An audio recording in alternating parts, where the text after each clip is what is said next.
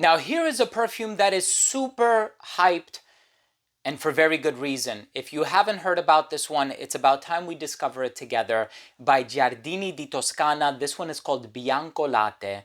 And of course, this is a brand based out of Tuscany, Italy. Here we have a perfume with honey, there's tonka bean, there's coumarin. It's sweet, it's gourmand, but of course, as the name implies, Bianco Latte. This one is gonna smell like milk. It's cozy, it's creamy, it's lactonic, it's comforting. I'm going to talk to you all about it in just a second, so make sure to stay tuned.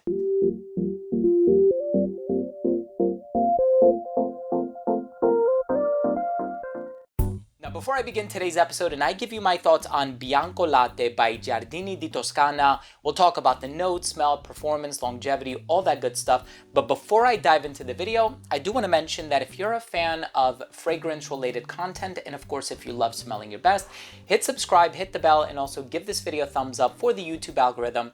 It really, really means a lot to me. If you're looking around for a sample of this perfume, you may get a sample at Oswald NYC. All of the links are going to be down below. They are not affiliate links to this product, and this is not a sponsored video. I'm simply making it easy for you to discover fantastic fragrances that I've personally discovered, and I think they're worth talking about on the channel. So here we have a fragrance by Giardini di Toscana, Bianco Latte. Beautiful sprayer, and this one smells like a cozy glass of milk. It smells so sweet, so decadent. It really puts you in this tranquil mindset, and for a lot of people, I think it's going to activate a sense of nostalgia. It just reminds you of staying at home, perhaps in the winter time, and you're snuggling in a blanket or something like that, watching your favorite TV show. This is such a beautiful perfume. I can't speak enough about it. And so I love the gourmand properties, right? The caramel, the honey, some of the sweeter nuances underneath it all, the clean white musks. This is definitely one worth sampling. It's getting hyped all over the place, so you might as well acquaint yourself with it. I'm going to talk to you about the smell in just a second. Let's take a quick look at the presentation first.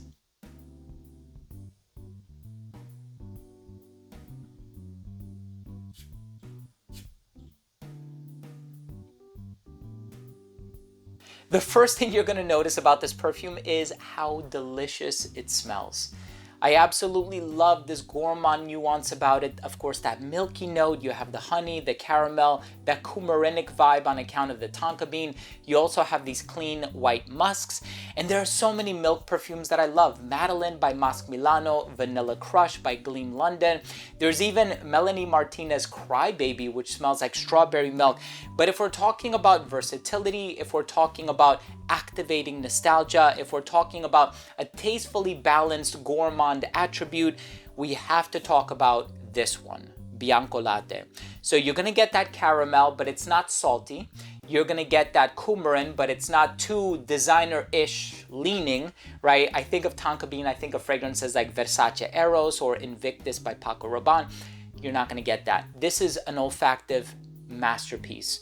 This is a perfume that I can guarantee you 5 years from now, 10 years from now, people are still going to be talking about it. It's just one of those fragrances. And you know, yes, it's not a Creed Aventus or a Santal 33, but you think about perfumes like L'air du Desert Marocain by Tower Perfumes, Chergui by Serge Lutens, Black Afghano by Nasamato. All of these were a bit on the more quirky or edgy side of things. People are still holding them in very, very high regard, and for good reason. The same thing is going to happen with Giardini di Toscana Bianco Latte. This is a beautiful gourmand perfume. Please, if you haven't tried this one, you need to try this one.